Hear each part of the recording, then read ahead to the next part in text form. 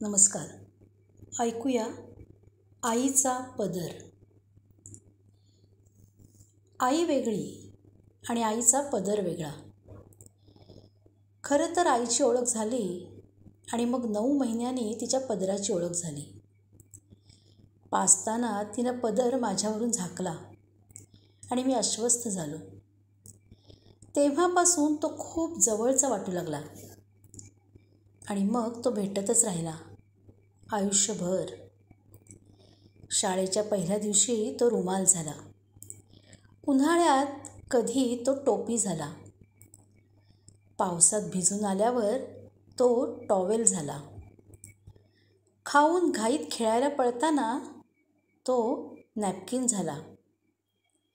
प्रवासात तो कधी शाल झाला. बाजारात भर गर्दीत कधी आई दिसायची नाही, पण पदराचं टोक धरून मी बिनधास्त चालत राहायचो. त्या गर्दीत तो माझा दीपस्तंभ झाला. गरम दूध ओतताना तो चिमटा झाला. उन्हाळ्यात लाईट गेल्यावर तो फॅन झाला.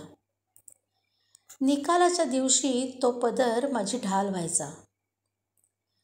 बाबा घरी आल्यावर चहा पाणी झाल्यावर तो पदरच प्रस्ताव करायचा.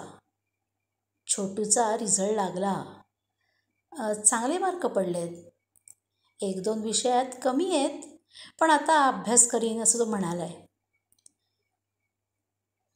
बाबांच्या सूर्याची सुरी होताना मी पदराच्या आडून पाहायचो, हाताच्या मुठीत पदराचं टोक घट्ट धरून. त्या पदरानंच मला शिकवलं कधी काय आणि कसं बोलावं.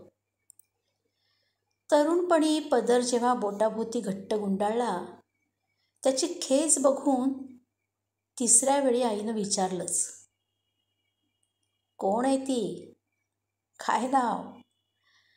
लाजायलाही मला पदरच चेहऱ्यापुढं घ्यावा लागला. रात्री पार्टी करून आल्यावर जिन्यात पाऊल वाजताच, दार न वाजवताच पदरानेच उघडलं दार, कडीभोवती फडकं बनून, कडीचा आवाज दाबून. त्या दबलेल्या आवाजानेच दिली शिकवण नैतिकतेची. पदराकडूनच शिकलो सहजता, पदराकडूनच शिकलो सौजन्य, पदराकडूनच शिकलो सात्विकता, पदराकडूनच शिकलो सभ्यता, पदराकडूनच शिकलो सहिष्णुता, पदराकडूनच शिकलो सजगता.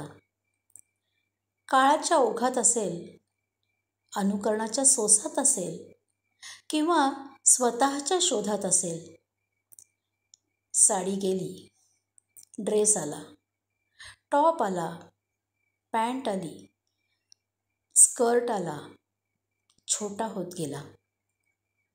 प्रश्न त्याचा नाहीच आहे. प्रश्न आहे तो अक्रसत जाऊन गायब होऊ घातलेल्या पदराचा. खरं तर सदऱ्यालाही फुटायला हवा होता पदर.